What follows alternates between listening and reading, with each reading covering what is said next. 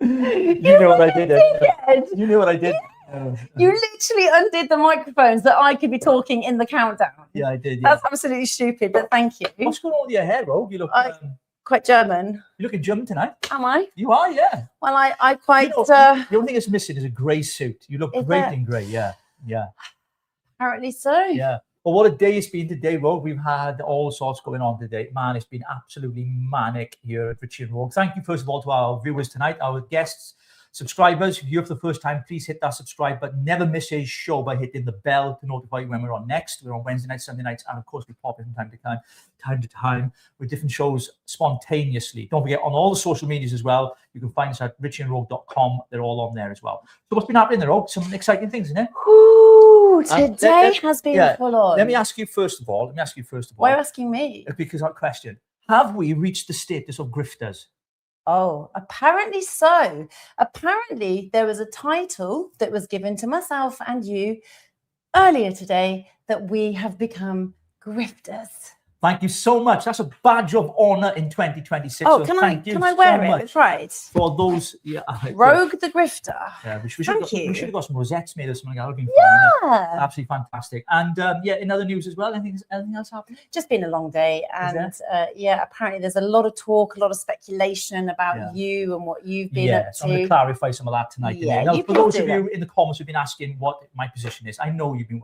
I put a video out to try and explain to you all that I've stepped down from being the leader of Advance UK Wales for personal reasons. Now, when someone says that, you have to respect that. Okay? Of course, personal reasons is my own personal reasons. I don't have to share with a wider audience. But we are still members of Advance UK. We've not left the party. In fact, we're having lunch with Ben on the 6th of February, I think it is. And a few drinks in London, and we're also Ben's coming on the show in 2 weeks' time, isn't he? He is coming on the show. Yeah, so Ben will be on in 2 weeks' time. We're excited about that to talk about the policies they're launching on the 7th of February on migration and culture. But just to clarify, because many have been asking, and I appreciate the sadness and shock. I've had plenty of messages. Can I just say a huge thank you to every single one who sent me messages. I really appreciate it so much. We both do, because of course there are reasons sometimes that are personal that we don't need to, spread around and tell everyone what the reasons are. They're personal to us. However, we are still behind the policies and the party's principles of freedom of speech and the members, because we absolutely love the members, and we've made so many friends, and it's just incredible, like the friendships and the connections that we've built, and also yeah, absolutely. And also, I'd like to say thank you to all those that give superstars or super chats last night on YouTube. Yeah. We've got super chats on here, so if you hit super chat, you can give donation to the show as well, which is always welcome because we're grifters apparently. Anyway, I love that badge. I love being called a grifter.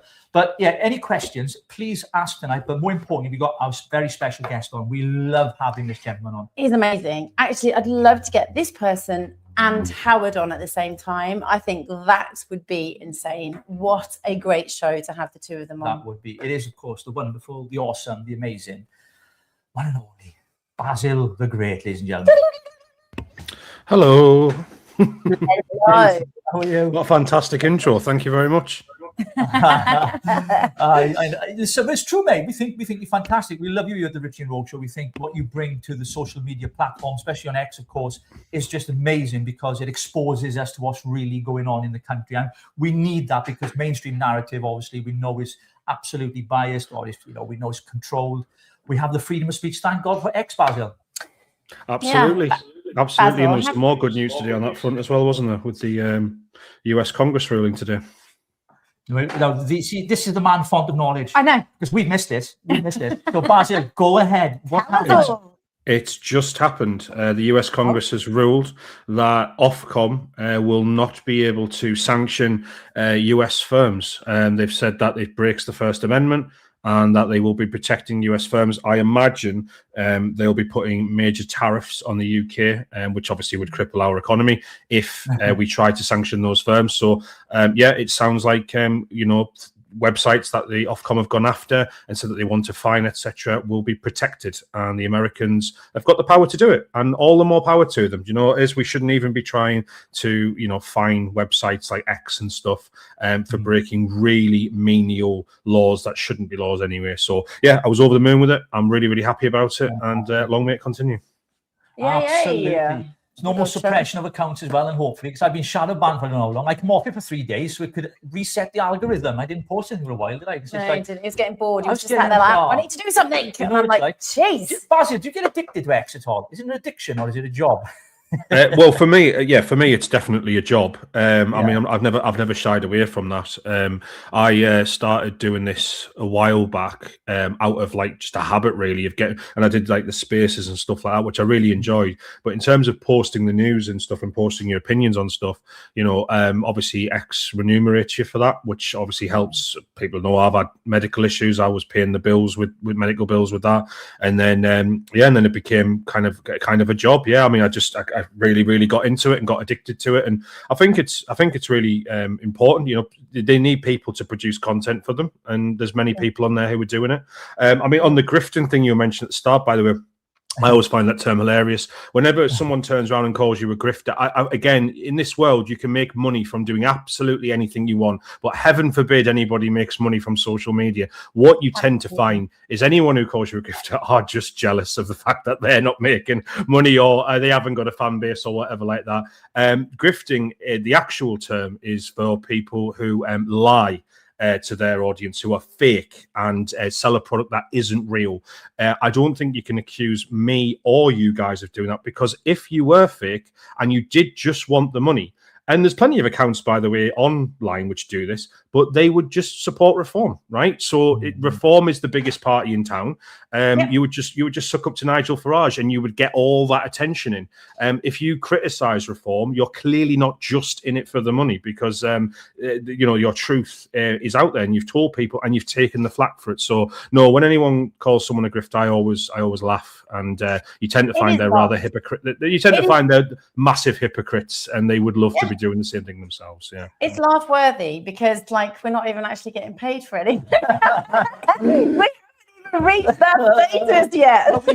We've got super chats on our YouTube. Oh yeah, now, we have managed to get that. Yeah, and we've got membership as well. So there's levels of membership. Because what we're going to do is on our Wednesdays and Sundays we'll have the hour show. Obviously, then we're going to have an after show where we can talk about all the real stuff that's going on, and all of the people who are jealous are actually calling us grifters. But if you want to know more about that, you're gonna have to pay for it. So if you're watching us, for free, mate.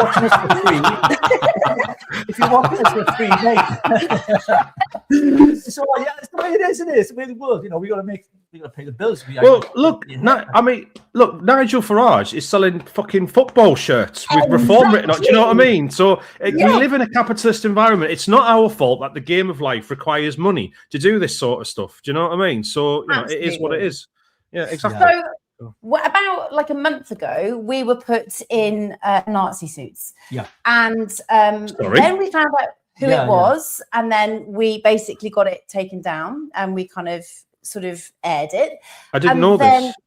Yeah, it's really bad. And then yesterday, a new account has reappeared with us in the same pictures in Nazi suits. And I'll be honest, it is not. I mean, we do look good in grey. We do look good in grey. We look really good in grey. And, you know, they've made my hair look really beautiful. And I've tried to try and, you know, sort of mimic it. We know they're watching. We know they're watching tonight. Yeah. This is going to wind up. And what they have been doing is some really ridiculous things. For instance, they were actually emailing people, right? So, you know, if you go on a contact page. On our website, and then you put in a name and what your complaint is. Well, they have actually put in Rich's email address, and actually we received a lot of emails coming through of people saying, sorry, we can't do that today. And no, we can't give you free. Yeah. So I got to explain one. Right? So there's a protest happening in Wrexham on Saturday. Fantastic. Wrexham Unite, right? Against immigration, migrants coming over here illegally, right? So there's a cafe up in that area. So I got an email this morning. I woke up, I went to my emails, and I read, sorry, we're not able to help at this time. We don't offer free coffee or flapjacks, etc., etc. I'm like, what's this?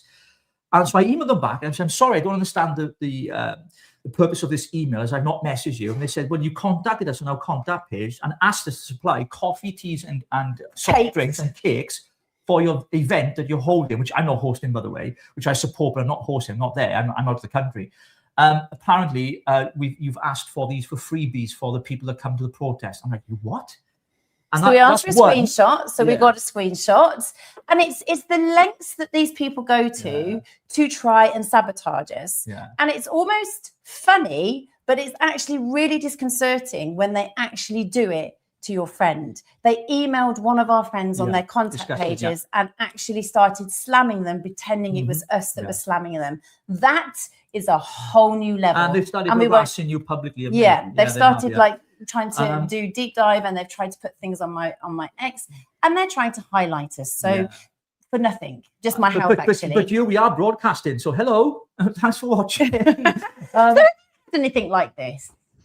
Who, me? Oh yeah, all the time. I mean, X is an Who are absolute you? hive of people. Well, you got to remember that it's not. People say like X is a cesspit or whatever, but it's not. What it is humanity has people in it who are angry and lonely and have got problems, and it's often mental health problems, and they've got nothing going on in lives. I mean, how many times have you listened to celebrities like Ricky Gervais or whatever say, you know, I mean, imagine how much crap he gets, you know, and and then what happens is he responds to people and they go, oh my God, I never thought you'd actually see what I wrote. They just want to lash out at the world, you know. A lot of the time people just want to bitch and moan, and what used to happen is they do it in a pub with like 3 friends, and now they do it and the world might see it, you know what I mean? That's the difference.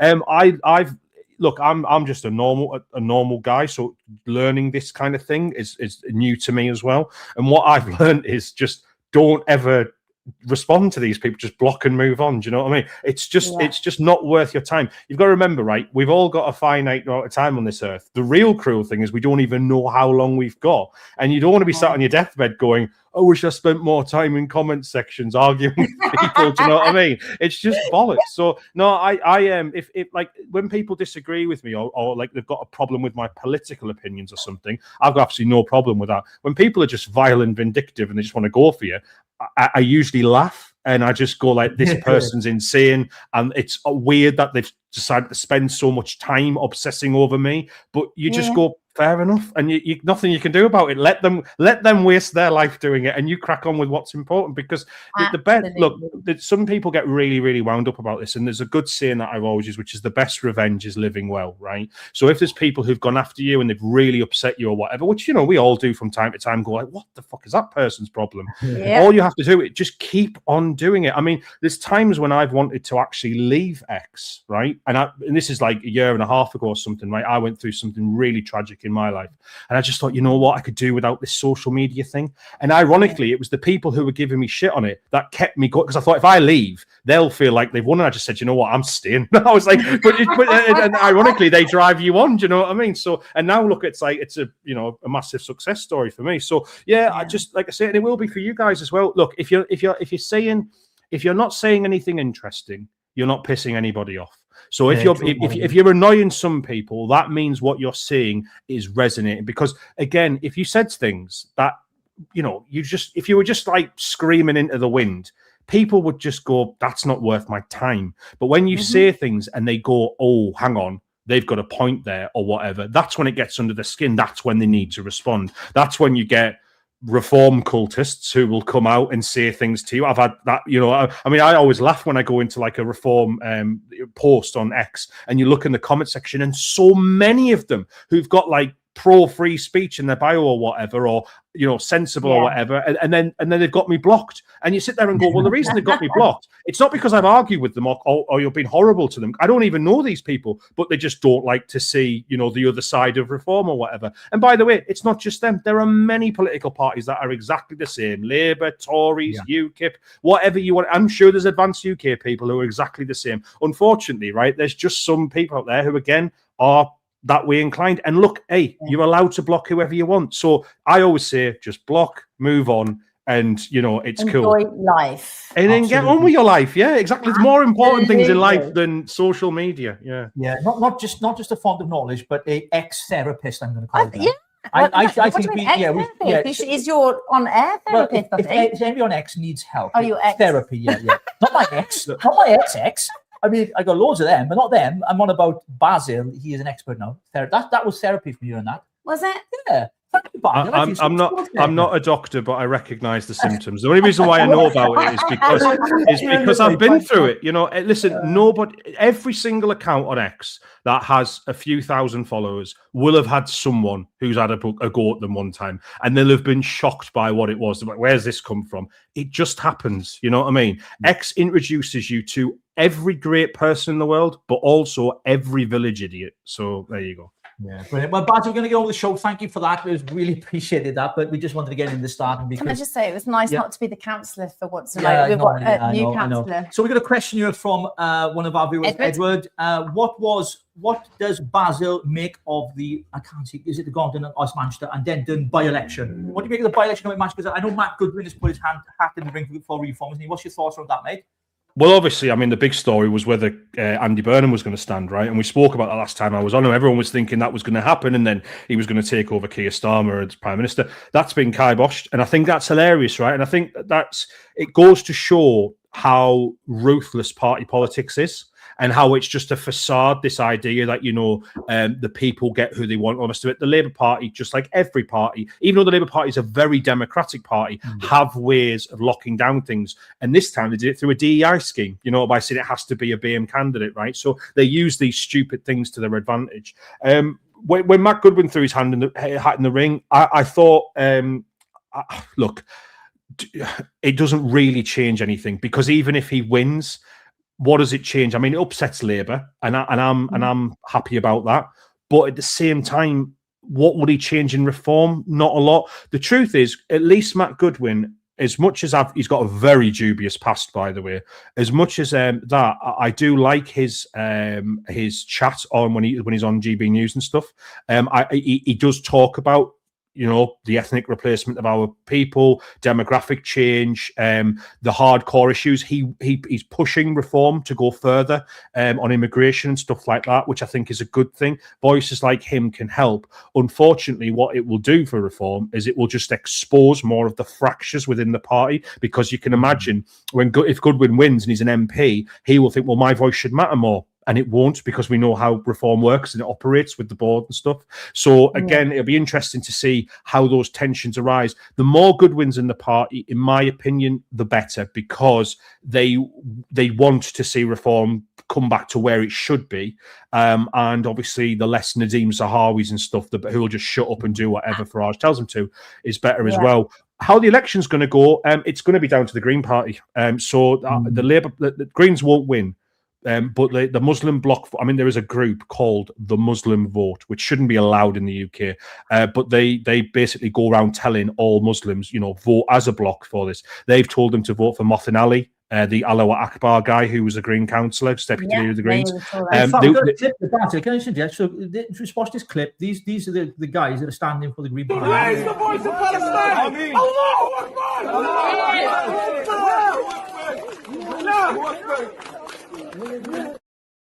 I mean, that's him up against Basil, isn't it? Yeah. Well, yeah. So the Green Party, I think they haven't got enough. I don't think they've got enough votes to win, but they do have enough votes to take Labour a chance away from winning. So I think what will happen is the Labour and the Green Party together could have absolutely absolutely smashed this election. But I think they'll take enough votes off Labour that reform will win. That's what I think will happen. Yeah. So we've got some amazing researchers, haven't we? Yeah, we have. They've come up with some really wonderful questions, and so we're literally just going to pile some. And can we just say, Rogue, a big thank you to our researcher Jake, who's on here, and Nikki as well. Thank you so others much. who are part of our team who helped put the show together. Thank you, guys. Appreciate you. Because I had to go today to take my son to have a transfusion, so it's been like full on. So they've done the work for us. So thank you very much. So one of the questions is, which story has pissed you off the most over this past week, and why? No, there's no question about it. Keir Starmer, it was found out yesterday. It was the Telegraph originally reported it, and then GB News, Patrick Christie's reported it. Keir Starmer has been found out that for 13 years of his life, he worked pro bono, i.e. for free, to hound British troops. We know it was definitely men. There could have been women there as well. They are veterans of the Iraq War. There's hundreds. One has been named, Sergeant Catterall, who was hounded for 13 years. He was cleared 3 times of any wrongdoing. In the incident in question in 2003 in Iraq, a teacher approached him with an AK-47. The teacher had an AK-47 in his hand when he approached an armed British soldier. Sergeant Catterall obviously acted in defense. You don't have time to think in these situations. You can get shot and killed instantly, and shot him dead. My advice, again, don't approach armed soldiers with armed rifles, as if you know what I mean, and say, I'm a teacher. Look, I don't actually know the case itself, but what I do know is that he got cleared immediately when at the first trial, which, you know, it's good that we have these things. I don't want to see British soldiers to be able to do anything in combat. We are supposed to try, at least try to be the good guys. But the point is, he got cleared, and then he got cleared again, and Keir Starmer made it go all the way to the European Court in Strasbourg, and it's hundreds. So it turned out there's a guy called Phil Shiner who he is a lawyer who took 2,500 cases, okay, to various courts in the UK to try and get British war veterans prosecuted and incarcerated. Not a single case was allowed, not a single one. Every single one got thrown out. 2,500, to the point where his law firm got shut down in 2007. Was it 7 or was it 17? I think it was 2017. His law firm got shut down. The reason why it got shut down, I might be wrong on the date, but the reason why it got shut down was because it turned out he was paying Iraqis to artificially document false evidence and false witness statements. Okay, this guy was addicted to trying to get British servicemen arrested. Who was working for him? Pro bono, i.e. the normal rules of, you know, in legal, sometimes, you know, in law, they have to take cases they don't want to and stuff. And that was Keir Starmer's defense. It was always his defense. No, he did it pro bono. You do not have to work for free. And he did it for free. It was Keir Starmer and Lord Hermer, who is now the Attorney General. So that's how insane these people are, right? Do you know what's disgusting? What's really, it's the fact it was for free. This wasn't a job. This was his passion. His passion was to try and get British veterans locked up. And just a couple of weeks ago, when I was on this podcast, me and you guys, we were talking about Trump's comments about NATO troops. And Keir Starmer came out and said, oh, well, this is just disgraceful. You know, British servicemen are so brave and they do a great job. And all that. No, turns out all along, this man had dedicated a massive part of his life to trying to get them put in prison. It was disgusting beyond belief. He's a vile human being. And we've seen that, you know, with what's happening in Northern Ireland. We know the history in Northern Ireland as well. And we've seen some of that come out again because of the prosecutions that he wants to bring as well. It's going to have massive impact. And these are people who served our country, you know, and we're told to do a job, when to do it, and serve their country, you know, with the utmost honor. And to think that he, you know, has been doing this, attacking our veterans, which is what he's doing in effect, isn't he? I mean, want to bring prosecutions against his witch hunt. Yeah. I mean, he's the Prime Minister of the freaking United Kingdom, for goodness sake. He's not my Prime Minister, but I know he's been elected. He's been in China, right? He's been doing his wondering. We talked about this earlier. He's more like the Broad. Well, he's not even like the Broads. You know, he thinks he's a world leader. Here's this thing someone pulled for me today. Britain is back on the world stage, Basil. I mean, shut up. How deluded can a Prime Minister be? Like, literally, to think that he is some key player on a world stage. I mean, he's the laughing stock of the world stage. Do you think so?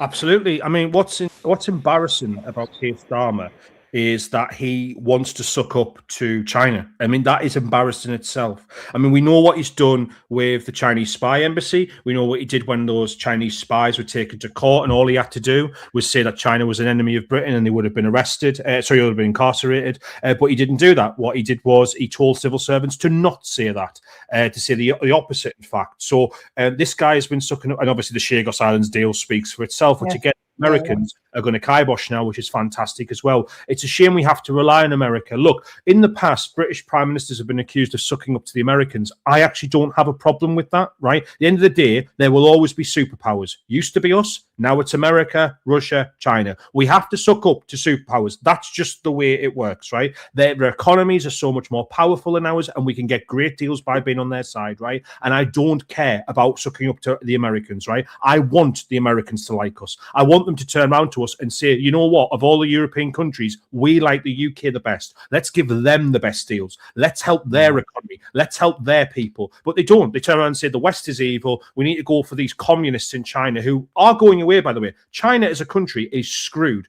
Go and look at their demographics. In 15 years, there won't be a China that we know of. It's falling apart at the seams, right? The GDP was a lie. Everything's turned out to be just made up nonsense. And yet this guy is completely addicted to the idea of impressing communists on the other side of the world. It's disgusting, frankly. I mean, this net zero thing that he signs up to, again, is going to get scrapped by any sensible government that takes power. That will be Advance UK, Reform, whatever. They've all said we want nothing to do with it. So what is he wasting his time doing this for? He can't even keep these deals that he's going to sign us up to. The EU deal is exactly the same. Let's sign a deal up for 15 years. It doesn't matter. We will just leave it the next day. So why are you doing this? He's doing it because he feels comfortable on the world stage because of how bad his poll ratings are at home. He goes anywhere in the UK and talks about UK issues. He gets booed. He gets vilified. You've seen the videos of him walking through train stations with security guards. People are literally saying, boo, we hate you, go away, blah, blah, blah, right? And he's banned from darts, at the football, at all sports grounds around the country. Exactly. Keir Starmer is a wanker. It's the national chant right now. He goes on the world stage and obviously he's got delegates and guests and people. Oh, thank you, Mr. Starmer, for coming here. And you know what it is? When he goes to America, he knows he's playing second fiddle. He knows Trump will turn around to him and give him a really hard time about what he's doing. Whereas in China, it's fantastic because it looks like, look at the Western nation coming and begging us for help and all the rest of it. And this is all about making Chairman Xi look good to his own people. He wants to sit there and go, Britain's a great power. They used to rule Hong Kong and now look, they bow down to us. He is literally giving them more propaganda to use. And I tell you what, it won't be long before it'll be Putin next and all the rest of them. It's disgusting. Yeah, absolutely. Can I just say thank you so much to Sharon for your lovely gift. Thank you so much. This is this new thing, this super chat. It is, yeah, it's quite amazing. Yeah, well, I love so thank you. Yeah, the first gift's in yesterday on the show. It's this super chat. We don't know what we're doing though. We don't you even, can tell. We don't even know where the money's going. We don't. We don't. It's an AdSense account that I'm in, and I filled in a tax info thing last night before I fell asleep in bed. I'm like, do we pay tax? Of course we pay tax. So I had to fill all this form in, and I'm like, I don't know. I don't know what I'm doing. So if anyone knows what they're doing, please get in touch and let us know. She's actually an accountant, so that might help. There we go. Thanks very much. Right, okay. So as we're on the topic of Starmer, so what is all this about the VPN bans and the 15-minute cities? Because let's face it, he's gone to China and he's taken a burner phone. Like, what the hell? But he's got the largest embassy in the whole of Europe in his back garden. I know. Make that make sense. Yeah, I've just seen a comment. Someone said, take a breather. I'm sound mental because I'm speaking so fast. I do apologize. When I get wound up, I do go very, very Geordie and speak fast. Yeah, I'll speak a bit slow. I apologize. When it comes down to the VPN ban, well, so the House of, you've always got to read between the lines with this stuff, right? The headline is House of Lords votes to ban VPNs for children. Right. And a lot of people would think that's great. Right. That's absolutely great. Why we don't want children being able to hide who they are online. But the truth is, it's got nothing to do with children. It's about adults, right? Because how do you prove you're not a child when you get a VPN? You have to use an ID, right? And that's the point. So it means that if adults are using IDs to identify who they are, the government can then see who's using VPNs. That is the point. It's to remove anonymity online. So read between the lines on that one. As for the burner accounts, the burner phones, sorry, I don't think that's to stop China spying on them. I genuinely don't. I think that's to stop the Americans spying on them. It's well known. It's well known that in China, the Americans are listening to everything. They have the best hackers in the world. I mean, the funny thing is, it's that thing. People don't realize how the Americans have the best hackers in the world. People don't realize this. They always think of China or Russia or whatever. And what it is because it's like that thing where, you know, in the school playground, when someone turns around and goes, I'm the hardest. Everyone knows the hardest guy is not the one who says he's the hardest guy, the one who rants about how great I am. The Americans stay very, very quiet when it comes to these issues. And the reason they do it is because they know they're the best and they're listening to everything. So I think it's because Keir Starmer doesn't want the Americans listening to what him and Xi are talking about and what's been discussed. Yeah. Do you know, I was thinking the people that my background, my past, of course, anyone with a burner phone is normally selling drugs. Yeah, fine. But then don't forget, he was at when he went to meet those guys and we did the video. Who is it now? The two, and they had a bag of cocaine. Oh, and it Macron, it was Macron. Yeah, I remember that video that came out. They were on, I think it was the Eurotunnel on one of the trains, and I don't know, I think it was tissue at the end, but That's what they said. The press kind of zoomed in and looked like a bag of coke on the table as if they're all having the right party, racking up lines and everything. Mental, absolutely crazy. But that's probably why I just find that interesting about Keir Starmer. He went there to do a deal with them. Of course, we know he's just done one recently with India as well. I know I've got a thing here, Basil, for you on the Indian deal that he struck, because he's been boasting about that. I got it here somewhere. Let me have a look, and I find it. It's gone. But no, this was what someone sent me. So this was a deal that I think, was it the European Union that struck with them, or is it Keir Starmer or something like that with India on trade? Did you see that this week? Yeah, so Ursula von der Leyen, the European president, who is unelected, remember, right? No one voted for no one voted in the European Union for, other than the people in the EU Parliament. Again, stitched up. So yeah, she signed a deal with India where they can send over millions of Indians to Europe. This is insane. It's absolutely insane. India does not have anything in terms of what Europe needs is not Indians, right? It doesn't need more of them. What it needs is resources, right? We have all the intelligence here. We need resources. That's what we need. We should be signing trade deals with the likes, well, I say we, the European Union should be signing trade deals with the likes of Australia, Canada, South America, resource-rich countries where it can turn those resources into high-level products. It's not. It's signed one with India, and the reason why is because there is so much pressure from the Indians to say, hey, we can take care of all your... It's the old plan that they used to do to us. You know, get the cheapest people to go and do crappy jobs, and that way it drives all the wages down. It means that you can't have effective unions. You can't have working class people get together and say, you know what, we want more money and all the rest of it. I've spoke about this before when I talked about why I became a Brexiteer. And the first thing that happened to me was, and I was a young boy at the time, I was only 18 years old. I was on a bus going to university, and on the bus, I noticed overnight every single bus driver had been changed from a British guy to a European, to a Bulgarian or a Romanian, you know. And I just saw, and I was like, why has this happened? I looked into it. The bus drivers had asked for a 50p an hour pay increase. They'd unionized and said, we want a 50p an hour pay increase. And the response of the business was to sack them all and to replace them with foreigners, right? So again, it doesn't help. It only helps. Immigration helps rich people. It keeps rents high and wages down. It's as simple as that. Yeah, it's a joke. Yeah. So the government are planning a 900 million lawsuit against Steam. What is Steam? What's going on? And what is Starmer playing out? Oh, dear. Right. Well, I got community noted for this today, so I will be. That's why we said it. Our researchers, we said to our research team, right? They're watching, like Jake and Nikki and the rest of the guys. We said, go away, check Basil's feed on X, because all you need to know is on there, and we're going to ask him tonight, right? So that's where the questions are coming from. Credit to those guys. So off you go, Basil. No. Credit to X, right? It's important to remember, right?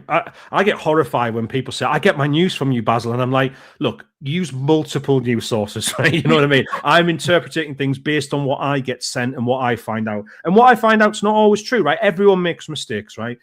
What I got told was this was an Ofcom thing. It's not an Ofcom thing. It's the UK CMA, which is the Consumers something, I don't know. Anyway, the point is it's consumer led. So apparently a bunch of consumers have gotten together and said Steam has a monopoly. Steam does have a monopoly. I don't think monopolies should be the only reason why you have to break them up.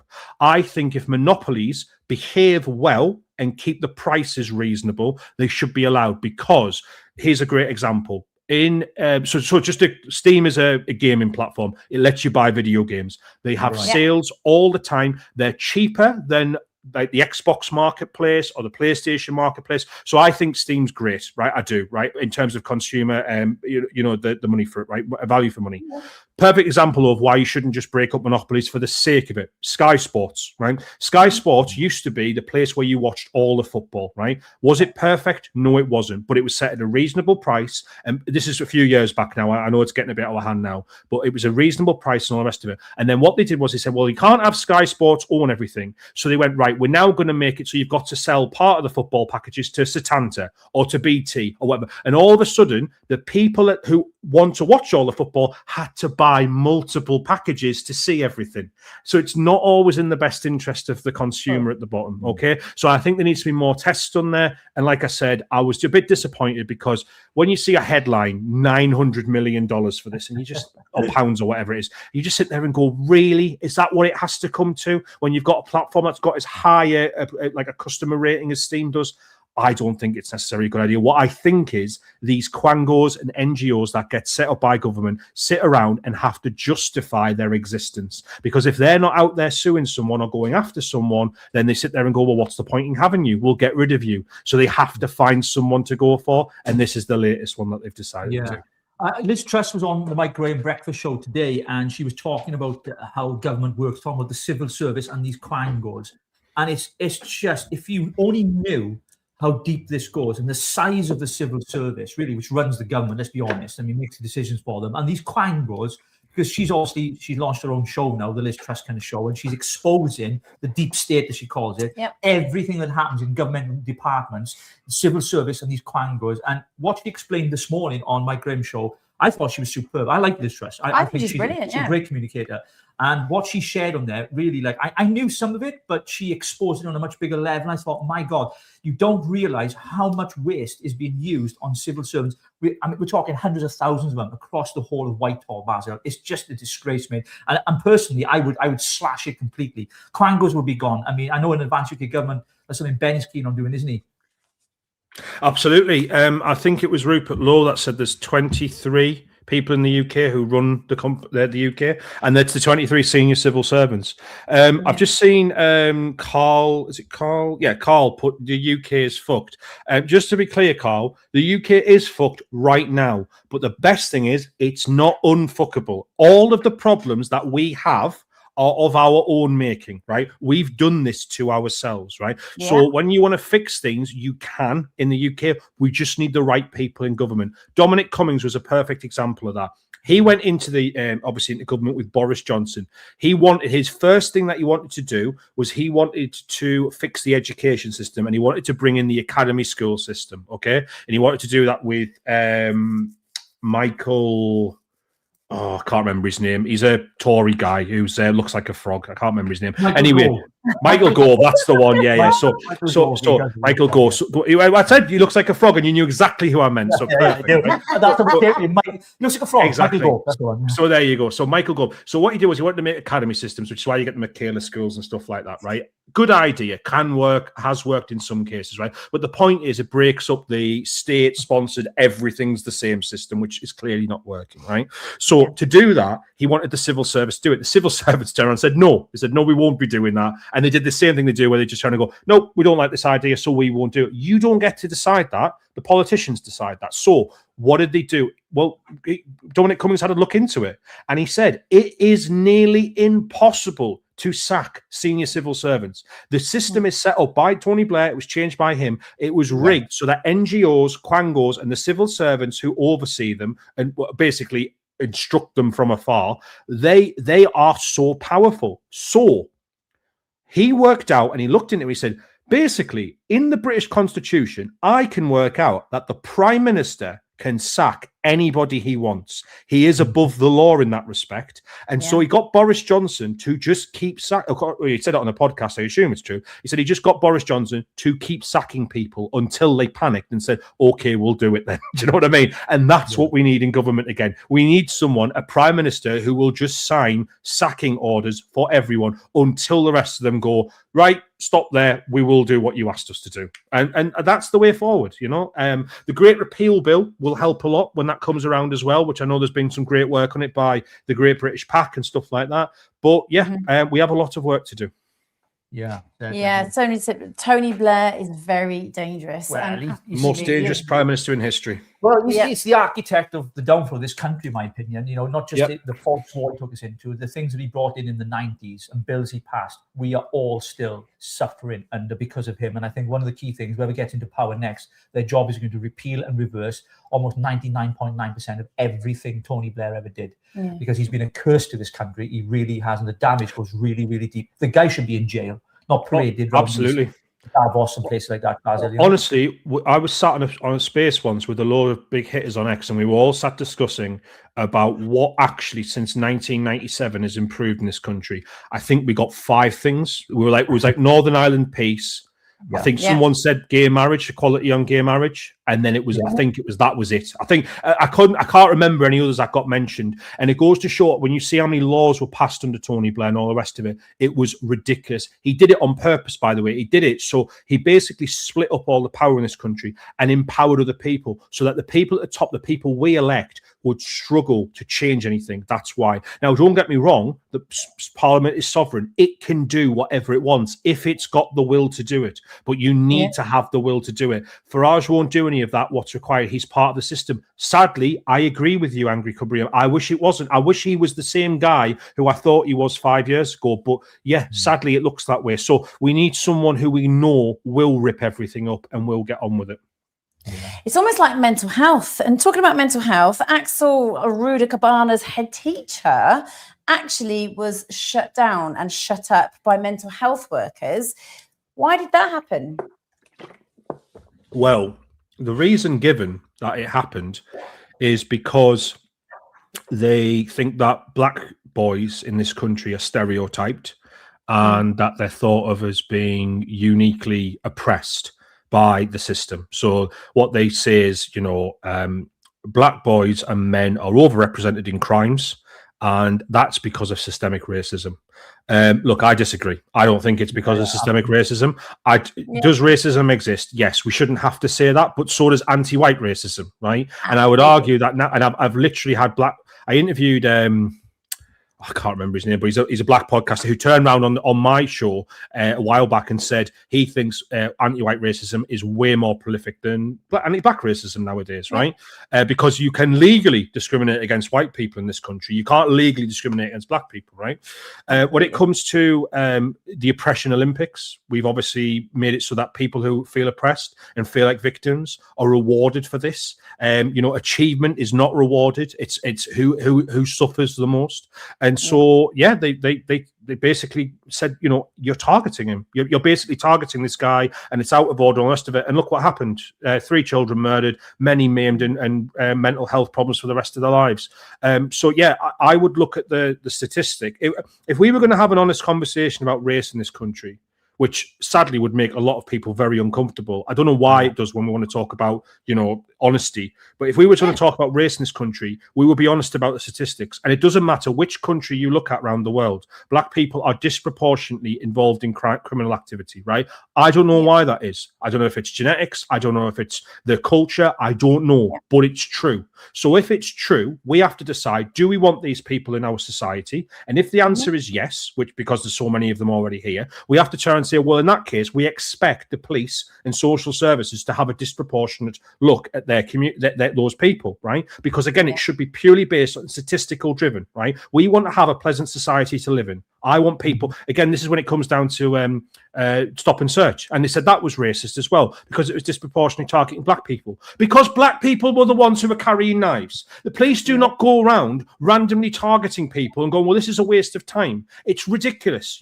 So again, do we want results, or do we want to feel good about treating all races the same? I'm sorry, I don't have all the answers to this. I just look at the evidence, right? Look at the evidence and have this is what the police was set up for. Evidence-driven criminality prosecution. That is what the point was. You don't just make it up as you go along. I mean, remember Peter Bleksley, the former London Met. He goes on. He's a former London Met police officer. Yeah, he's right? on GB News quite a lot, didn't he? Quite a lot. Talk TV and all the rest of it. Was in the drug squad. I listened to him on a podcast, and he turned and said, one of the most horrifying days of my life was I was at the Met Police, been there for like 20 years or whatever. Guy, on the board, we always had top 10 most wanted drug dealers in London. We're always up on, so people would regularly see their faces and know who to look out for, right, around the office, right? When they're out in the streets. Guy comes in, new officer or whatever, says, there's no white faces up there. He said, yeah, well, no white people are in the top 10 right now. You need to go and put some white criminals in there. What is that about? Who cares? Do you know what I mean? So by definition, he's saying, well, if you're black, you're more likely to get away with it. That's not, it's black privilege. That's what it is, right? And again, if we want to fix this country, we have to start being honest about these things. Yeah. Are all black people criminals and awful? No, of course they're not. But proportionately, more of them are apparently than white people. So proportionately, I expect in places like London, where there's a big black population, for the police to take more time with that community. That's just facts. And by the way, if you go and ask black mothers and stuff like that, they don't care. They're like, I just want my son to be safe on the streets. Yes, police our community more. It needs policing more. You know what I mean? So again, no one cares when people are getting stabbed, other than the politicians in the Labour Party and the Conservative Party who want to feel good about themselves. Absolutely. Yeah, they always play the race card, and they're afraid that we see marches just slightly different, not just on colour, but on religion. Jesus marches, Christian marches cancelled, and yet Islamic ones were allowed to take place, but they wouldn't let the Christians march for the simple reason it would offend the Muslims. I mean, what is that about? In Great Britain, like, wait. The people in charge have lost their minds, right? The ideologies that drive them are insane. Like I say, I've described some of them as psychopaths. You know, the interesting thing about Axel Rudder-Cabana, which nobody seems to want to talk about, he should never have been born in this country. Two parents, both asylum seekers from a civil war country where nobody knows who the good guys and who the bad guys were. In fact, they were on both sides, right? There was bad people on both sides. They were let in because under the Blair regime, where this all started, this idea of, hey, we're just out to help everyone and we want to bring in, Somalians and Rwandans and all the rest of it from all around the world, had no idea what they were bringing with them. He should never have been born here, right? And again, the people turn around, he's a British boy. No, he's not. You've got two migrant parents from Africa. You are not British. If I was born in China, look around. Do you not think I would stand out? Do you know what I mean? As you don't look very Chinese, And again, people turn around and say, this is racist, whatever. I don't care. We need to start having these conversations because it's ruining our country. It should not be a shock for people to come to Britain and see British people. That shouldn't be news to people, but it is, because we've decided that a piece of paper makes you British. Spoiler alert, it doesn't. Absolutely. Can I just say though, when I first saw him, I actually thought it was like a cartoon. He doesn't even look real. He's really. He looks like an evil monster. It's kind of like, because obviously I was born like after Jimmy Savile was on. Like I was growing up after that time, and I remember when I saw Jimmy Savile on. You missed a bullet. I remember when Jimmy Savile found out he was a paedophile, and everyone was like, "Oh my god!" My mother was like, "Oh my god, Jimmy Savile!" And I was like, "I'm not being funny, but if someone said draw a paedophile, you draw someone pretty close to Jimmy Savile. And if someone said draw an evil psychopathic knife killer, you draw someone close." You know what I mean? Absolutely. He looks like a psycho. He does. He absolutely does. Okay, so talking about other psychos, I'm not sure I'm allowed to actually intro in like that, but Andy Burnham. Okay, I thought you were going to talk about Zia Youssef. I saw a comment about him, got him a few times. Yeah. We're going to come to him in a moment. We're going to go to him, but I just want to talk about the cover-up in Manchester with the rape gangs. Like, how involved was he really? Is there anything that directly links him to it? And what happened with the Rochdale grooming gang trial? Right. The Rochdale grooming gang trial was...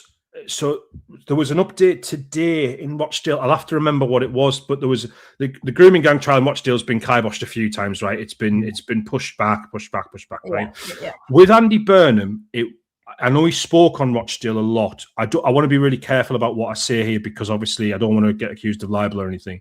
But what we do know about Andy Burnham, and I've posted this a few times, and if you go and search my timeline for Andy Burnham, you'll see it. When Oldham Council, by the way, should be investigated just for everything, right? It's one of the most obviously corrupt councils in the country, right? Mm-hmm. So Oldham, if anyone doesn't follow Raja Mir, you should. He's been going after Oldham Council forever. Right? He's been doing loads of expose videos on Andy Burnham and kind of the rape gangs, isn't he? Today, this week, isn't he?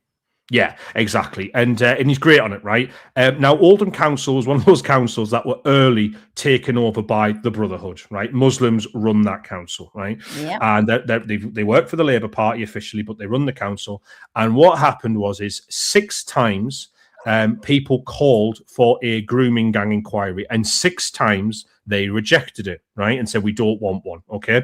Now, what happened was there was absolute outcry Okay, on the 6th time by people in the gallery. So there's video of this, and I've posted it before. You can go and search for it. Andy Burnham is it's like have you ever seen the Hunger Games? You know when Katniss and Peter have to read out that pre-prepared speech, and everyone's like booing and throwing stuff, and they're just smiling like really fake. And Andy Burnham did one of those speeches, and he's just reading like, "We found no problems with the police. There's been no issue," and there's people literally screaming, cover up, and all that. Absolutely. And they're holding up signs, right? Yeah. So this is you can see a video of this, right? So Andy Burnham clearly, I mean, he's not thick. He knows there's been a cover-up in Oldham. He knows this, right? Absolutely knows it for a fact, but did his job as a Labour mayor and just went along with what they've said. Now, the good news is, in Oldham, at the last elections, which were January last year, sorry, was it 2005? Yeah, January 2005. 25, sorry. They managed to overturn the Labour majority. So they actually got a few independents elected on the platform of we will get a grooming gang inquiry, right? So they got them together. Yeah. They went to the government to ask for money, and Jess Phillips shot it down, right? And she said, we won't give you a home, because obviously a Labour government got in power by that point, and then they said, no, we won't be paying for one. So they've had a real struggle in Oldham to get one. They do need one. Okay. Yeah. If you believe Raja Miah, many councillors, Labour councillors, were involved in the grooming gangs. My personal opinion is that absolutely, I believe there is, and this is just my personal opinion. I'm not saying this is true for legal reasons, but what I'm saying is, personally, from what I've seen and what I believe and the players involved, I believe Oldham Council has councillors that were actively involved in grooming gangs. I believe they actively covered it up. I believe Andy Burnham absolutely knows or will have heard of the people who are doing this, and for political reasons, he's pretended it's not happened. There is a lady, or not so lady, like called Bev Craig. I did a video on her. I did a big deep dive into her, and she covered a lot of the information. She redacted, she hid everything. She wouldn't comply with the police. She was literally just blocking everything to stop the inquiry happening. And she's complicit. Absolutely. And she's absolutely disgusting. And she was supposed to be standing up, and everybody was like, she's amazing. She needs to stand for the by-election. Well, we started putting pressure on this, didn't we? Yeah, and we started pushing it on social media, and now she's not standing. But she is huge in this, because she's a head councillor. Well, I mean, the fact that she's the leader of the Manchester City Council, I believe, Labour, and she was granted an OBE. This is someone, as Rose pointed out, and you've been on to her for a while, haven't you? Really exposing her months ago, actually, before people even knew who she was, right? You've been on about it, because we found stuff out that she had redacted and hidden, as you've said, names of people that would have been prosecuted. These are filthy animal paedophiles that should be in jail. But because of her, the police were unable and failed to prosecute because of due process and time that had elapsed. Yeah. They were not able to do anything. And this is a woman that she's the leader of Manchester City Council, who's going to stand in the by-election, who pulled the candidacy at the last minute. And we kind of know why. We know there's public pressure because of exposing and everything else. We know. I give you credit for that, Rogue, definitely. Thank you. I don't care anyone says, I believe it was your exposure. Absolutely, I believe we give you credit for that. I want to go to Raja, actually, because he's been saying a lot on X. I'm going to get him on the show. I'm going to drop him a message, because I'd love to have him on the Richie and Rogue show, because I think he'd be a great guy to have on as a guest, Basil. He's doing a lot of work as well, and he's independent as a journalist, isn't he? Yeah, he's absolutely fantastic. You know what? He's a credit to his community. It's nice that people stand up against powerful people. It's nice to see a Muslim man standing up, because I can't name another one. I genuinely can't. And obviously Raja has decided that he doesn't want this to go on, and he wants to call it the corruption and all the rest of it. So good. I hope he continues doing his good work. Brilliant. Yeah, he absolutely needs to. Next question, Rogue. Okay, so what do you think about the... just before you move on, anyone who's interested in the grooming gangs, just remembered, Susan Hall, who is the leader of the Conservatives in the London Assembly, today released her report on grooming gangs, absolutely scathing of the other horrible Labour mayor, Sadiq Khan, and what happened there. So if anyone wants to look at the corruption and the cover-up in London, her report got released today. I haven't read it yet, but I'm going to get round to it. It's called In the Shadows. So if you want to look that up, you can, and have a read of it. Have a write that down. Yeah, I want to have a look at that. That's really important to have a look at. We need to know what's going on. We need to be in touch with what's going on. Absolutely. And, it drives me mad. But anyway, so what do you think about the recent reform defections? Are reform going to offer anything new or anything different? Right. Okay. So recent reform defections. Well, there's been. If I'm looking from the outside and if I was a reform supporter, I would honestly have to say good and bad. I mean, the truth is, Suella Braverman and Robert Jenrick, in my opinion, were the two people from the Tory party who I genuinely thought wanted to see them fix the country. The sad thing is, I don't know why they've gone to reform, because they can't change that party. They can't fix it. It's impossible. In the Tories, they genuinely had a chance, a small chance, but an outside chance of fixing that party, and it could have been revamped and redone and all the rest of it. And I thought they would have brought maybe someone like Rupert Lowen, or even like put an offer out to Advance UK and said, get everyone to join this party and we will fix it. I don't know. Look, I'm just saying it's possible in the Tories.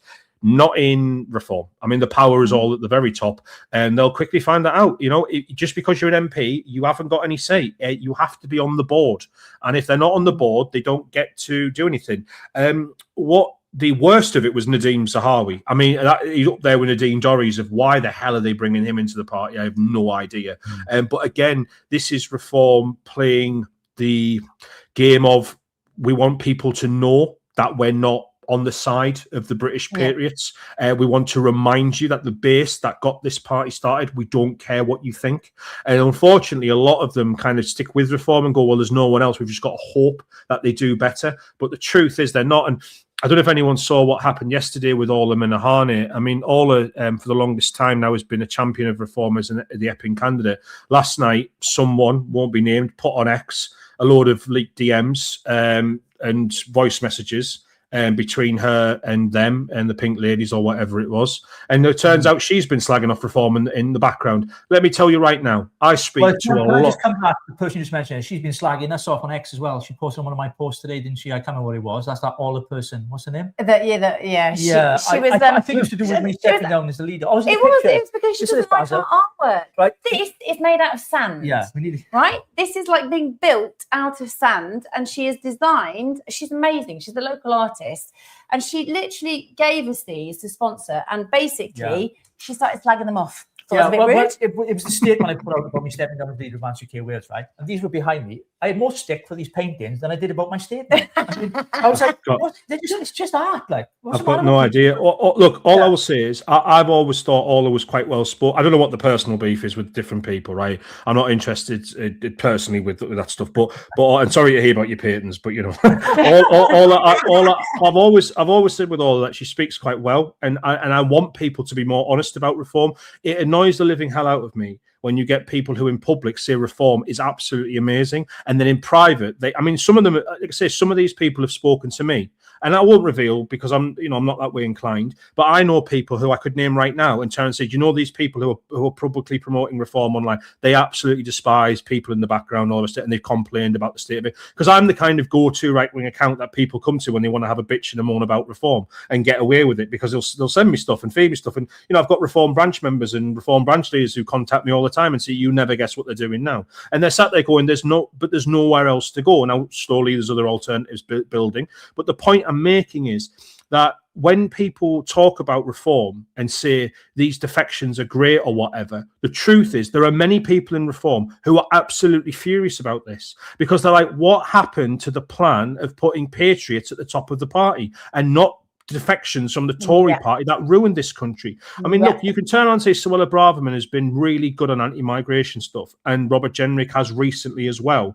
But the truth is they oversaw in government some of the worst grievances we've had as a nation in terms of bringing in, a load of different candidates and all, migrants and all the rest of it.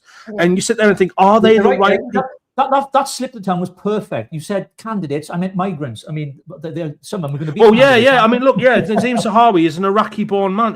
Who has promoted immigration forever. He should be nowhere near reform. But why do they want him? Why are they doing this? I have no idea. But again, they're just pissing off their base. And I've said this before, when it comes to reform, the only thing you can do is withdraw your support. You can't join them and change anything. They're not interested. I mean, when people say grassroots reform accounts and stuff like that, I always laugh. Grassroots means you collaborate together, the grassroots people, to have an influence in the party. You've got zero. There is no chance. You can't change anything. I've read the Constitution. I've literally shown it to people who've told me, yes, you can. And I've shown them the Constitution and they've gone, oh, you can't. And I'm like, yeah, you can't. So what are you going to do? The only thing we can do is influence them from the outside by either just supporting other parties or saying none of the above.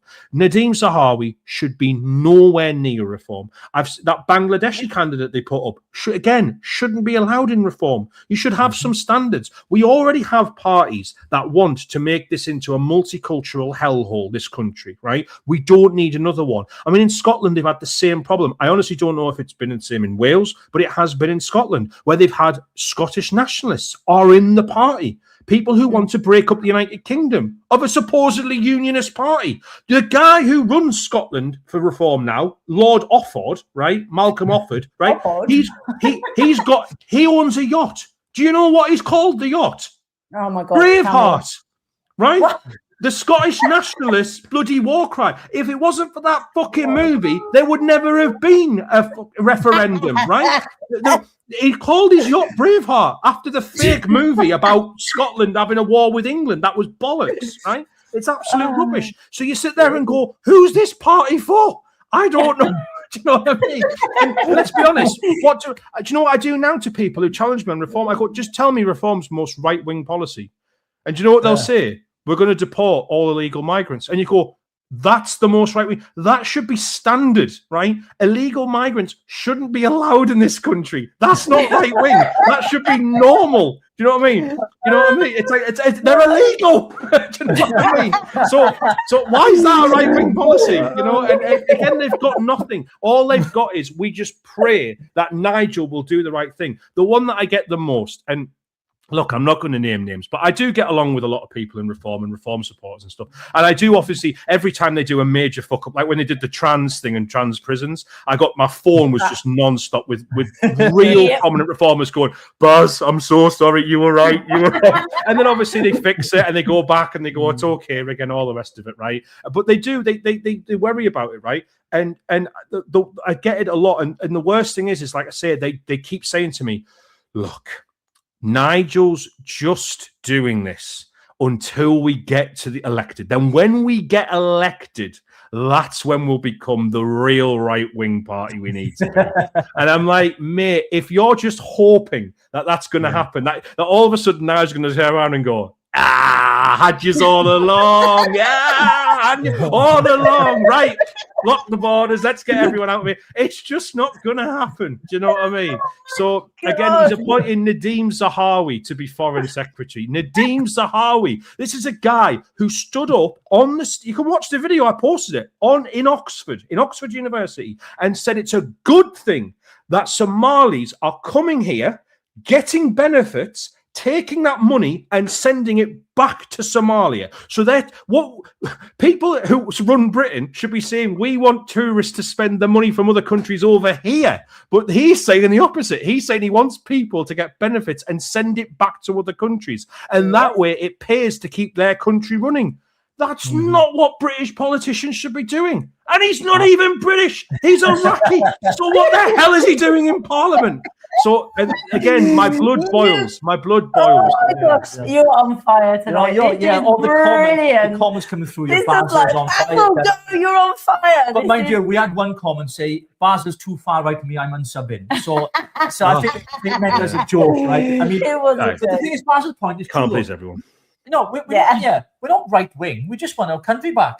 I mean, what's right wing about that? Absolutely. You know, there's nothing right wing about it at all. I mean, this left wing and right wing thing doesn't wash anymore, Basil, does it? It's a lot of crap, really, isn't it? To be honest. Well, the whole left and right wing thing was meant to be for the economy, right? Mm-hmm. Nowadays, no one even talks about the economy. It's all about culture, right? So it's about immigration and culture issues, kitchen table issues, right? So left and right wing don't really work that way. Look, round where I live, right? Labour people are now voting reform, right? That's not because all of a sudden they've thought, you know what, a low tax state is great. They still want state-owned operations in certain things. They want to reopen the coal mines, all those kind of things, right? But they believe that we shouldn't have a country full of immigrants. Now, obviously, they're going to be disappointed when they find out what reform actually stands for, and they're not that far as what they think. But they believe that, right? And the same way there are Tories down south who are voting Tory, and then they've switched to reform as well. This is left and right wing people, but they agree on the cultural element of it. So again, patriotism runs through both branches. We used to be able to have arguments in this country about tax rates. Now, all we're arguing about, and rightly so, is are we going to have a country at all? That's the key thing. Absolutely. Actually, somebody's saying here, I really believe that if we go 3 years until the next election, reform will implode and hopefully people will open their eyes. Otherwise, there's going to be major civil unrest. What do you think about that? I really believe that if we go 3 years until the next, well, we are going to go 3 years to the next election. Reform imploding, that is a possibility. That's a real possibility. And here's the reason why. Reform is around one guy, right? And by the way, there's many parties that are the same, but Reform is genuinely around one guy. So the question is what happens if Nigel disappears? Because there will be a massive fight in that party over who gets to run it. And you've got to remember, Reform is not just a political party; it's also a company that holds the assets of that party. So the money goes into the business. Some of the money goes into the party, but not all of it, right? Donations and so on often go into the business, and those people have got a hell of a more power over the party than what people realise. Also, you've got to remember the board, right? So Suella Braverman, Robert Jenrick, they're not on the board, so they don't get a say, right? The board gets the say. So the question is if Nigel was to disappear, what would happen? Now, can Nigel disappear? Well, absolutely. One, I do not wish him any illness or anything, right? But the point I'm making is this is a guy who's been a heavy smoker, heavy drinker most of his life and is approaching his mid-60s, right? Okay, so that's one thing. Two, he has specifically said repeatedly in interviews, it might not be me. There might be a younger guy who comes along. I've heard him say this, right? And he's made it very clear that he wants someone to take. He's not that. Look, there was a documentary that was done with him by some guy from The Spectator. I can't remember his name. He followed him around for 2 weeks. And at the end, he turned around and said the same thing, which I've heard many people say about Nigel Farage. I don't think he actually wants to be Prime Minister. He likes the idea of campaigning to be Prime Minister, but he doesn't like the idea of doing the job of Prime Minister. And this is what he's brought Zia Youssef in for, right? Zia Youssef, anyone will tell you who's in Reform, does everything. He's got control over the entire machinations of the party, right? So the question is how does that work if Nigel Farage disappears?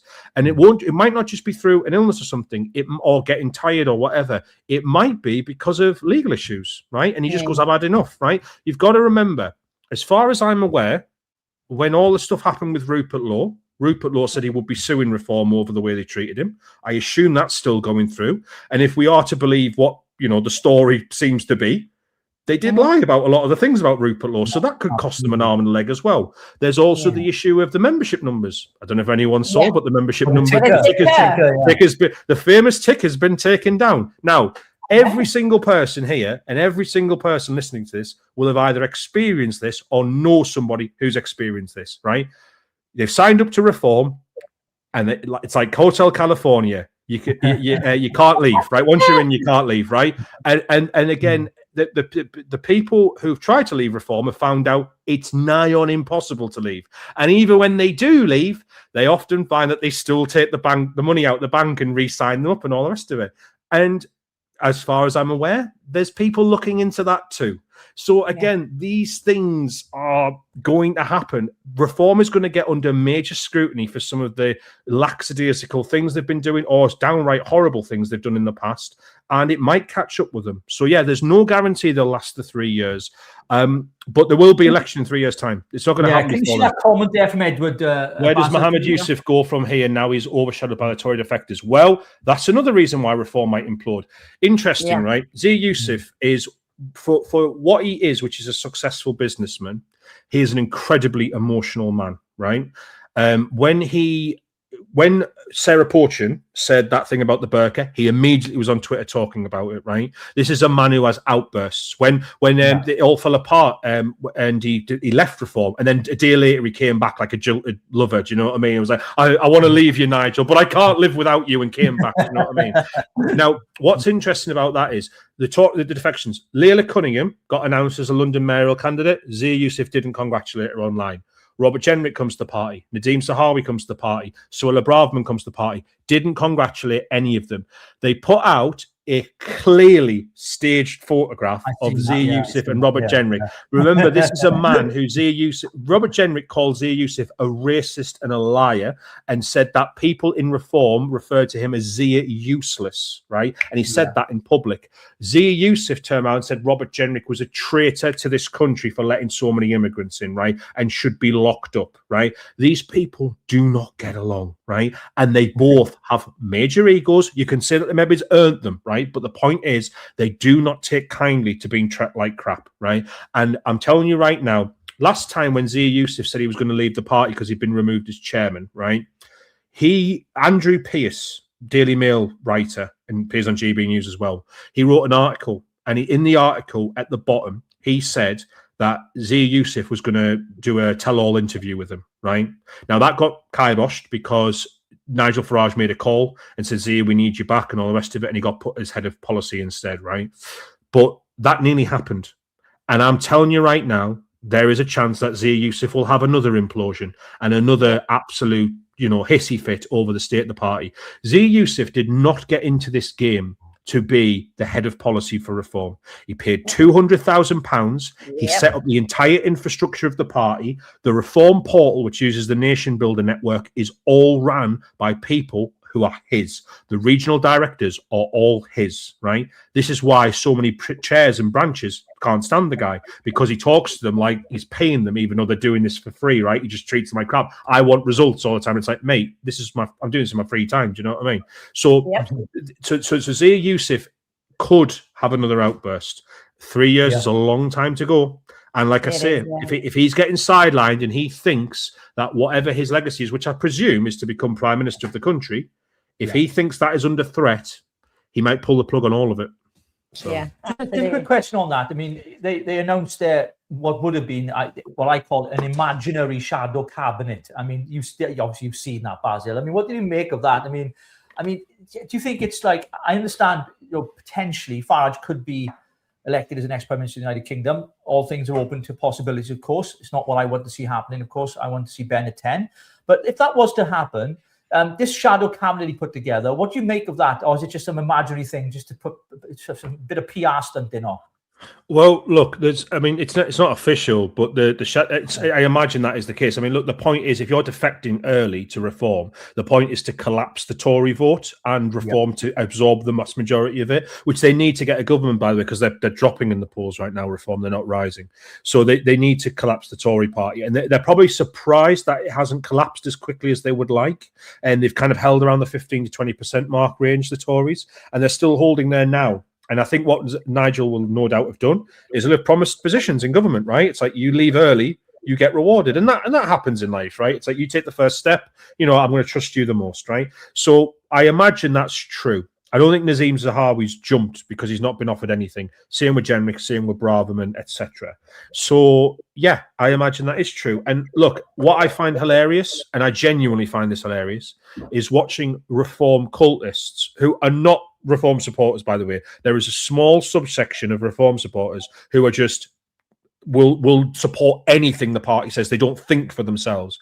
Is watching those people try to do circles and fits and justify the crazy things Reform come up with and say, this is fine. And you turn around at them and say, can I just ask you, 2 years ago, the day before election day, if someone showed you that the Reform Party's cabinet would be half made up of Muslims, would you have been happy about it? And they have to go, yeah, no problem with that whatsoever. And you're like, yeah, let me just take a quick look at your timeline. Massive Tommy Robinson fan, absolutely disgusted by the spread of Islam in the UK. There was a great one when they did the prisons thing, and they said that trans women or men can go into women's prisons. And there was a woman that on X who was debating with me, who was saying, this is fine. She went, look, it's only some of them. And literally 2 weeks earlier, she posted, men are men, women are women. There is no excuses. And I was like, this is too easy. Do you know what I mean? To find these things. So they have to do these somersaults. And look, all I keep saying to people is it's okay to criticize them. They're not a football team. You don't have to support them. The footballization of politics is one of the worst things we've ever seen, where people just pick a team and they're like, I support them until I die.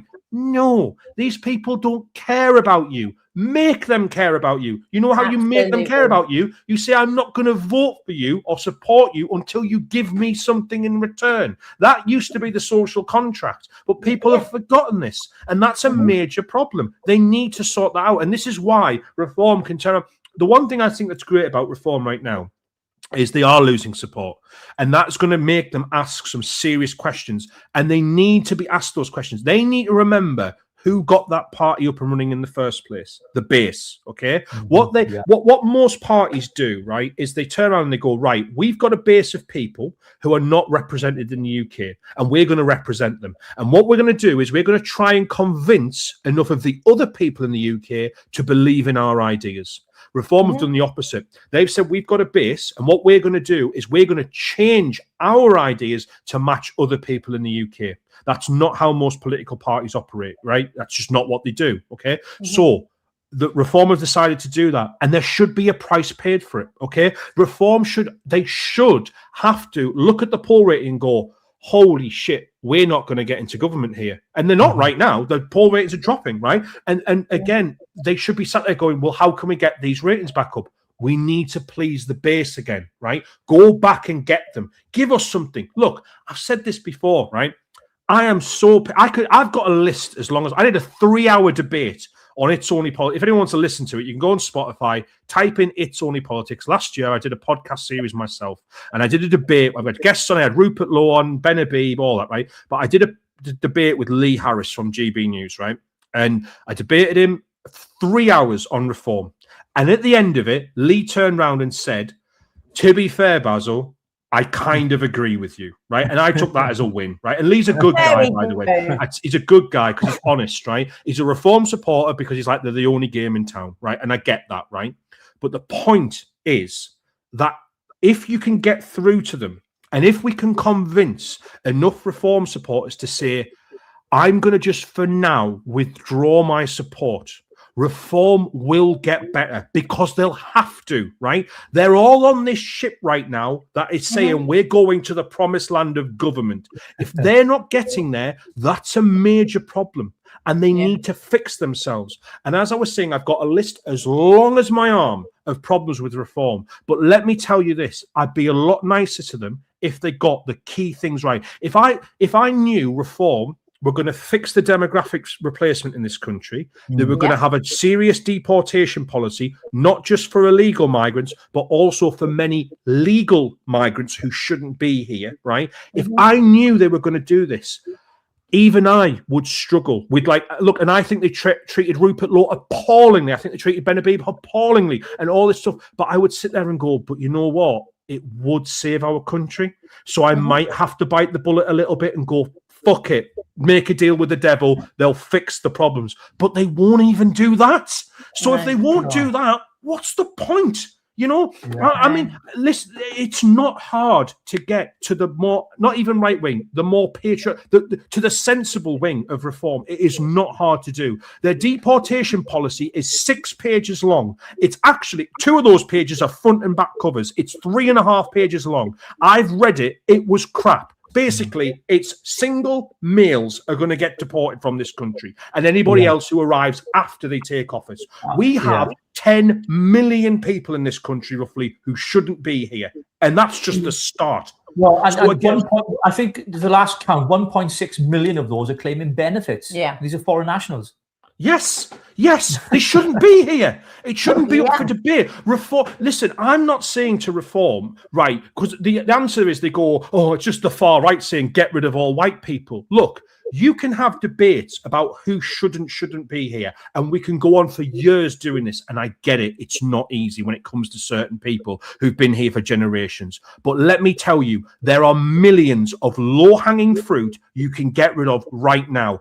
Anybody who's a foreigner or the descendants of two foreigners, right? Because I don't believe they're British. In other countries, they're not British. They're not of that country. You need at least one parent to be of that country to be of, you know what I mean? So to be that nationality, right? So anyone who's like that, who's basically just raking in benefits or living on social housing, deport them. We're paying for them. They shouldn't be here. Anybody who's got a criminal conviction, deport them. They shouldn't be here. Anyone who's involved in grooming gangs or the cover-up of grooming gangs, deport them. They shouldn't be here. Tell you what, you ban... We used to have a great animal rights record in this country. Halal slaughter is awful. If you get rid of halal slaughter, millions will deport themselves for free. We could do this, right? Again, this is so easy. And these are conversations that if you look at the polling data, the British public are on your side. They will support you on this. Reform should have been the ones that they're going, this is where we stand. And don't get me wrong, there would still be arguments about afterwards, right? And we can turn around and say, you know what? Maybe these other people should go as well. They're not good for society or whatever. Fine. But the point is, reform should have been there at the start, and they're not. They've backtracked all the way. I reposted that video earlier today of Nigel Farage saying we can't do mass deportations. Then what is the point of you? Why am I getting excited about reform government that will not do the bare minimum that people want? I can get that with the Tories. I wanted something different. Yeah. Sorry, I've realised I'm just ranting here. I do apologise. We're like preaching, brother. Come on. One of the things that we've talked about in Advance UK is remigration, which one of the things that we're looking at. And on the 7th of February in London, Ben Habib, party leader, is going to be launching our draft, or some of the policy itself, in part, I believe, as a draft, and on culture and immigration on the 7th of February. It's a members-only event, so if you're a member, you can get your tickets on Eventbrite. We're going to be there, Rogue, aren't we? We're looking forward to it as part of the press pack, I believe me. Yeah. It's going to be exciting. But yeah, I mean, I'm looking forward to that launch because I think it's really, really going to grab people's attention, because we need somebody who's going to really nail it when it comes to the immigration, because the immigration problem with Basel, because let's face it, Reform are not going to deliver on immigration, are they? No, not at all. And you've got to remember that, look, it doesn't, I'm not proud, I'm not happy about this, right? We're all devastated about this because it means that we haven't solved the problem in this country.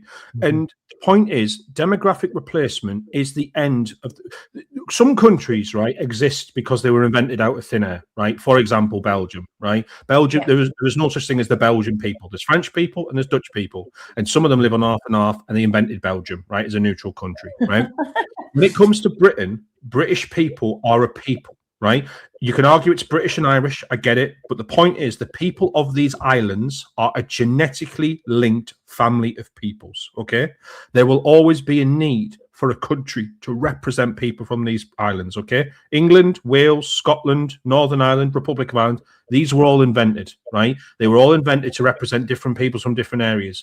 Okay? And you can go before that and say, you know, the Picts Kingdom and Dalriada and Mercia and Wessex and all the rest of it. These are all invented. But the peoples of these islands are a people. And do you know what they need? They need a country to represent them. We need a home, okay? We need a home of our own. If we lose it, we can't get it back. And now we are approaching that deadline date. Some of us will not be around to see it, but the vast majority of us will. 2063 will come a hell of a lot sooner than you think. And when that date comes, we will be outnumbered by foreign migrants in this country. Sorry, not just foreign migrants, but their descendants as well. The white British natives of this country will be a minority. Now, ask yourself, genuinely, and I say this to Civnats all the time, look, I get it. You've got black friends, you've got brown friends, blah, blah, blah. I understand. But the point is, genuinely, do you feel uncomfortable about the idea that the British people of these islands will be a minority in their own country? And when you get them down and it's in the quiet of night and they think to themselves, yes, they all agree they wouldn't like that. They know people like Axel Rudder-Cabana are not British, right? You know, they were born here, but they're not really British, right? That's so again, boy, eh? So you get, so again, you sit there and go, so what are we doing, right? We can't mess around with this any longer. This thing is going to happen unless we stop it. Great news. We've got time to stop it. The bad news is there are millions and millions of people in this country who don't want it to happen. And the fact of the matter is, when Richard Tice was asked, what do you think about demographic replacement? He said, I won't be around to see it. Well, I'm sorry, Richard. Our children and our grandkids will be. That's a terrible thing to say, you know. Great civilizations are great when, as the saying goes, old men plant trees that they will never sit in the shade of, right? You build things for future generations. That's the point. So again, reform are a false hope. And I hope to God they either get to their senses or someone challenges them and takes that mantle from them. So we've got 10 minutes left. We've got to round up because we know that you've got to go. And I just want to quickly touch on the Australian patriots who are also facing similar problems to us here. So where is this resistance coming from? Sorry, what was this regarding? The patriots, they're having the same problems as us, you know, and I'm just kind of looking at sort of between us, like, and did you see? Yeah, there was a new law on hate speech, and it's like how quickly is Kia? Yeah, it's hate law, but how quickly is Kia going to jump on that? Well, the short answer is, do you know the name of the party that is currently in government in Australia? Labour. It's the Labour Party. Yeah, that's the short answer, and they're very friendly with China too. That's the short answer. The long answer is they've had the same problems we've had. Australia is effectively a British country, right, with a minority of Aborigine natives who, again, look at the statistics. They are an absolute, unfortunately, they just are a drain on the culture and the society, whether it be through welfare, whether it be through joblessness, whether it be through crime, whatever, right? The vast majority of Australia's wealth and prosperity and the creation of the country was a result of British settlers and convicts sent over, then all the rest of it. Point I'm making is that the white Australian population have gone through the exact same cultural revolution that we have, and it's not been good. They've become very, many of them have become very loathsome of themselves. White guilt is running rampant. They feel bad about things that they didn't do. And also, a lot of it is just bullshit history. It doesn't make any sense. It's not true. And they say things that are just not true. They've been taught things that are not true. And so I just sit there and go, well, this is what happens when you do these to different countries all around the world at the same time. And sadly, leftist tentacles do get into media and all the rest of it. And social media doesn't help either, because remember, social media, you create an echo chamber. You know, you block the accounts you don't like and you listen to the accounts you do like. And so, you know, we're all part of the problem. What they can do about it is fight back. I mean, it was Australia Day yesterday, or was it the day before? And I saw the videos of people with Australian flags getting attacked in the street in their own country. We've seen the same thing happen here. People with British flags losing their jobs and getting cancelled and all the rest of it. And you just sit there and go, well, you need to fight. Unfortunately, you're in the fight for your life now, because there won't be in Australia if you let this carry on. It will fall apart. And you've got to remember, communists are the last people they blame are themselves.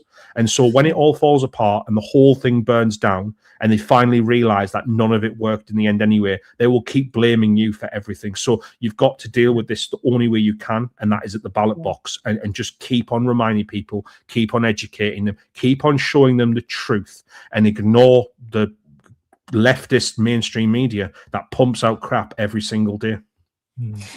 Sorry, just really quick. They're fabricated, you know, like history, almost to the point, like if I was to speak to my grandchildren and say the color red is green and like mess with them, it's like proper gaslighting. It's like the way that they have then translated things. It's just like unbelievable. Like, what have you just learned? It's horrendous. Some of the worst stories I've ever seen when it comes to this gaslighting is women, and this has happened, by the way. There was a famous case in Germany because it was an actual politician got raped by a migrant, right? By a gang of migrants, right?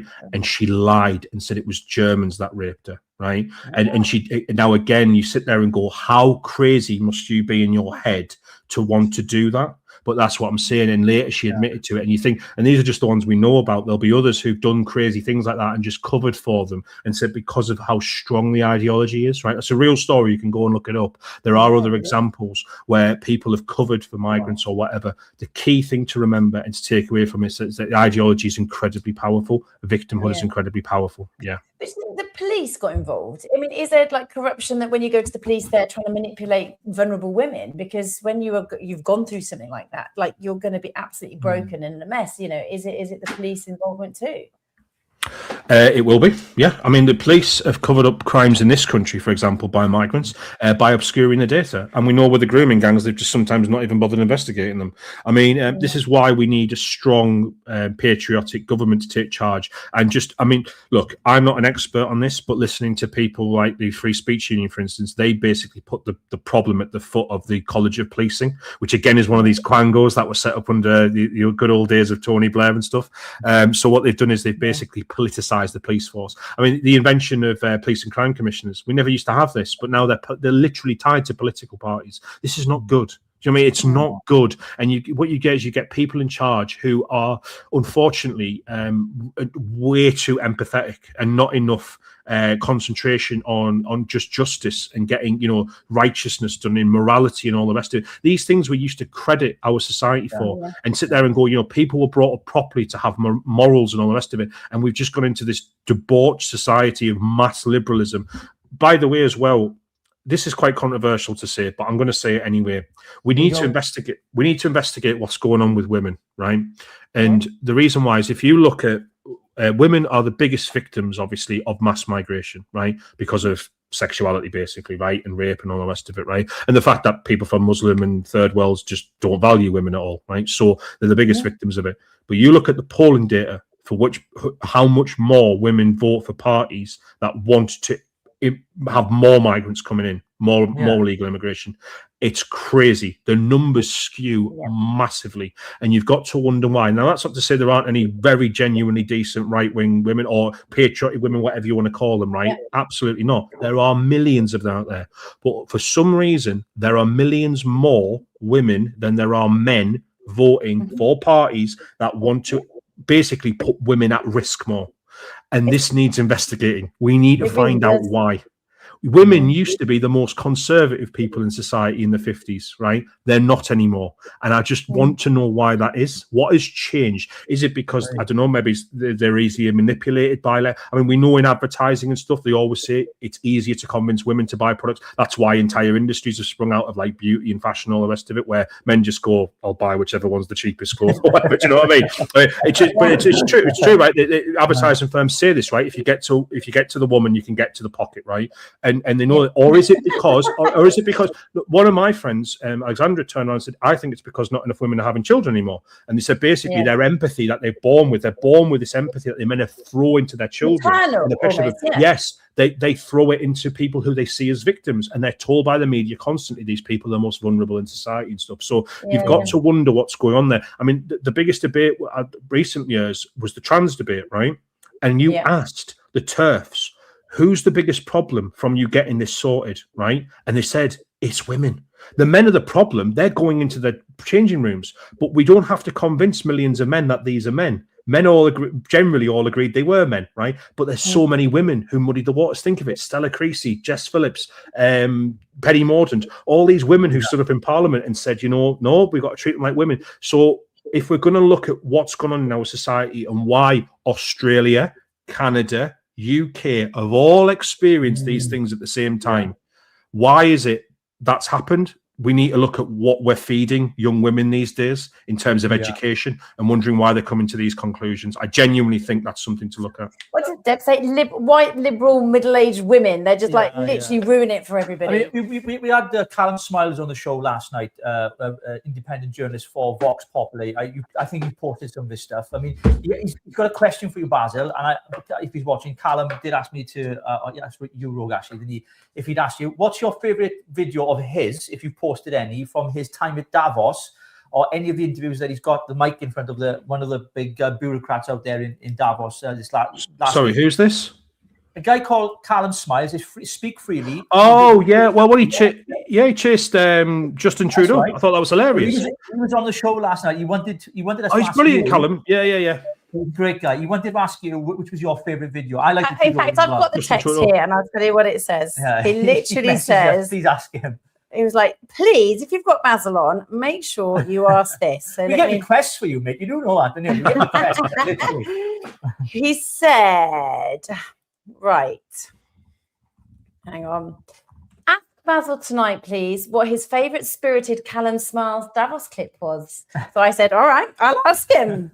Yeah, it was the Justin Trudeau clip. I thought it was hilarious. Callum chased him down the street and he said, you know, did the deaths or like draconian lockdowns that would cause a lot of COVID deaths, did they bother you? And Justin Trudeau just laughed at him, and that's the most maniacal, like evil laugh that you've ever seen. So yeah, I thought it was hilarious. But you know what, right? It's really important that people like Callum are out there because, you know, I look, you've just been saying like, I get a lot of credit for what I do, right? Truth is, right, I don't actually do a lot, right? And I genuinely mean that, right? I put the news out there, I put my spin on it, I ship post and all the rest of it. I don't deserve the credit. The people who deserve the credit are people like Callum and yourselves and stuff like that. People who actually get out there and go and meet people and do all the rest of it. I hope to one day. People who know me a bit know I've got a long-term illness, kind of stops me from doing those things.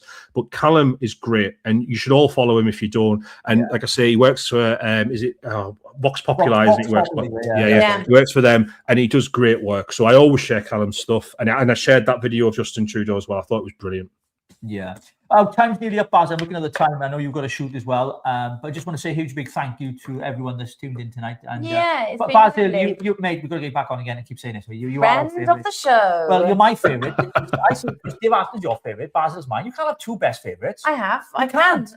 Yeah, I can. So we love Basil. We covered so much ground, mate, and thank you so much for taking the time to be with us. We really, really do appreciate it, and thank you for your insight as well into a lot of the questions. Thank you to all who've asked the questions and for our research team and putting them together as well. It's been a fantastic show. Just listening to I could listen to them all night. All night. We've had loads of people saying that. It's just amazing. Why have you their thoughts? Can I plug something?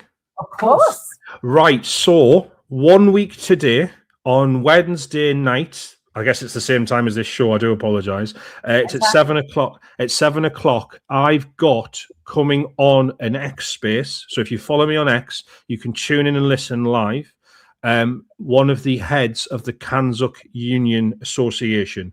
So Kanzuk is this idea of Canada, Australia, New Zealand, and the United Kingdom uniting into one union, similar to the European Union, but we write our own rules instead.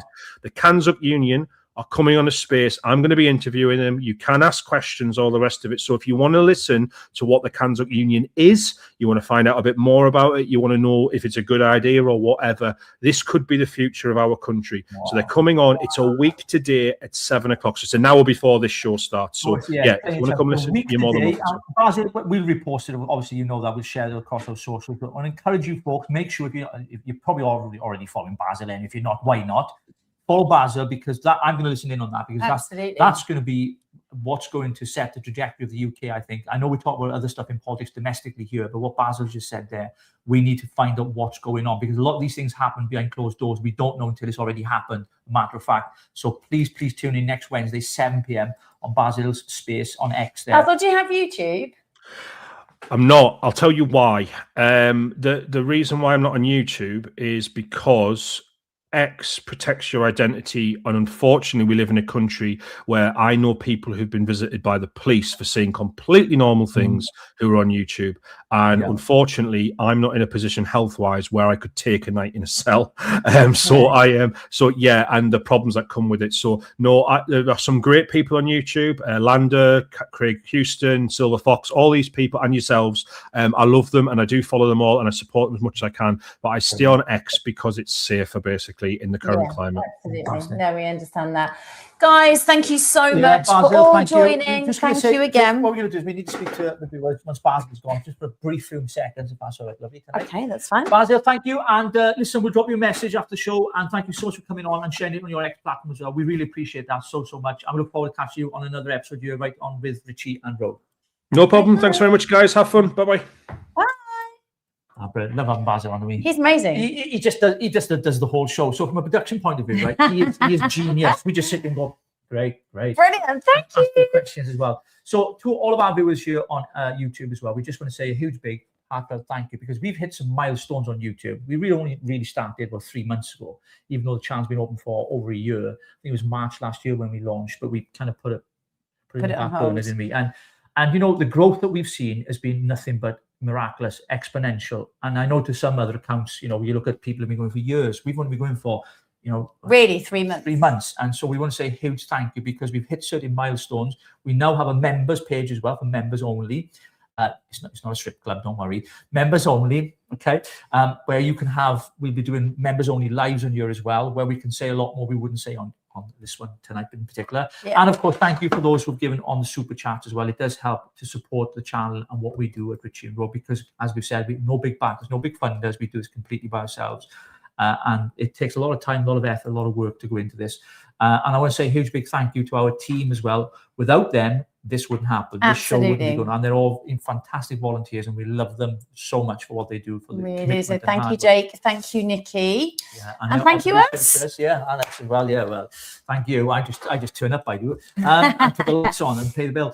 So yeah, thank you so much. And of course, if you want to know more, please go to our website, richieandroad.com, where you can leave a message there and we will get back to you as soon as possible.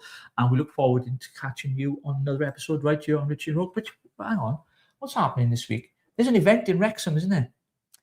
Yeah, there is. Yeah, there's a protest in Wrexham. I think I don't have the clip on here. On Saturday, that's right, against migrants. So it's on our X account thing. So please, if you're in the North Wales area, attend that and show your support for Wrexham Unite. I'm sure they'll really appreciate it. So make sure you get there for that. And North Wales is a fun old place, isn't it? It is. I know. And I'm a South Walian. I know. Is that it then? We done for tonight? Yeah, we are. We done for tonight? Just reading. Take care. Thanks to all. Thanks, guys. Thank you, Claire Bear. Claire Bear, we cannot forget our wonderful moderator. Thank you, yes. She is incredible. You know you robbed her from Paul Thorpe, but that's I have. And Richard Inman. Richard Inman was happy with you. He's like, oh my God. We love you, Claire. Thank you so much for moderating. And of course, if you look at our YouTube page, there's loads of sections there. There was goals that you set tonight. I don't know what those goals are. We still don't know what we're doing. Literally, do we? No. We're making it up as we go along, right? But thank you all for taking the time to be with us tonight. And a huge thank you, of course, to Basil. What an amazing guy. Absolutely fantastic. Right then. That's a wrap then. Thank you so much. And what's the day today? Wednesday. It is Wednesday, so we're back on Saturday morning. Don't forget, Saturday morning, of course, it is our brunch show. Here we are. We will be back at 11 a.m. on Saturday with the newspapers and some of the magazines doing all the gossip and stuff like that with our croissants and grapes and bananas and coffee and everything. So join us. Pancakes, actually. For brunch. You do like pancakes. I love a bit of pancakes. Anyway, love you guys. Have a good night's sleep and dream well.